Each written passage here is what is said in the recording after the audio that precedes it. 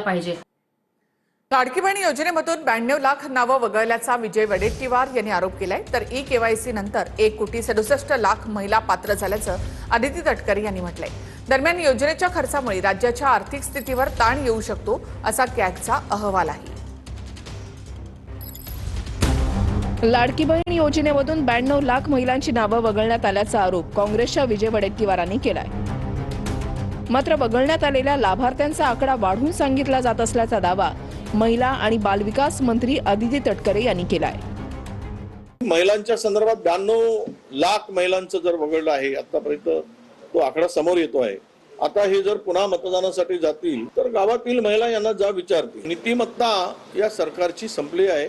त्यांना वाटते की जवळपास निवडणुका नाही आहेत तर आमचं कोण काय करेल, सगळ्या निवडणुका संपल्या आहेत, ठीक आहे। त्यामुळे सरकार मस्तीमध्ये अशा पद्धतीने वागत आहे। आत्ताच्या घडीला आपण 1,67,00,000 ते 1,70,00,000च्या सुमारामध्ये हा जो आहे तो डेटा पूर्ण ई-केवायसीची प्रक्रिया केल्याच्या नंतर हा त्या ठिकाणी आपल्याकडे आहे। पुरुष आहेत आणि ज्यांनी महिलांच्या नावाने लाभ घेतलेला असेल त्यांच्याकडून जी काही रकमेची वसुली केली जाणार आहे त्याची प्रक्रियेची जी काही आहे ती आपण सुरुवात करतो। दरम्यान पात्रतेच्या निकषांशी संबंधित विविध कारणांमुळे ही संख्या कमी झाल्याची माहिती सूत्रांनी दिली आहे। 50 ते 55 लाख महिला मुदतीमध्ये ई-केवायसी प्रक्रिया पूर्ण करू शकल्या नाहीत। 12 लाख महिलांचं वार्षिक कौटुंबिक उत्पन्न योजनेसाठी निश्चित केलेल्या मर्यादेपेक्षा जास्त होतं।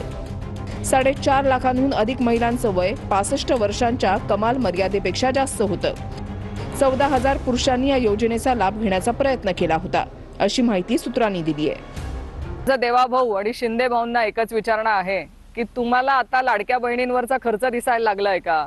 तुम्हाला आता लाडक्या बहिणी जड वाटायला लागल्यात का? आज लाडक्या बहिणींच्या पाठीशी खंबीरपणे उभे राहणारे लाडके दादा नाहीत, पण माझी सुनेत्रा वहिनींना विनंती आहे की महाराष्ट्रातल्या लाडक्या बहिणींच्या पाठीशी खंबीरपणे उभं राहण्याचं काम तुम्ही तरी करावं। कोणत्याही पात्र ज्या लाडक्या बहिणी आहेत ज्या निकषात बसतात ते कोणाला त्यातनं वगळले नाही आहे। काही सरकारी अधिकारी कर्मचारी महिलाही त्याचा लाभ घेत होते, त्या सगळ्या लोकांना त्यातनं काढण्यात आलेले आहे।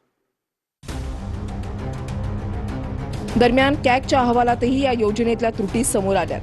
कॅगच्या अहवालामध्ये नेमकं काय म्हटलंय तेही पाहूयात। योजनेवर होणाऱ्या खर्चामुळे राज्याच्या आर्थिक परिस्थितीवर ताण येऊ शकतो।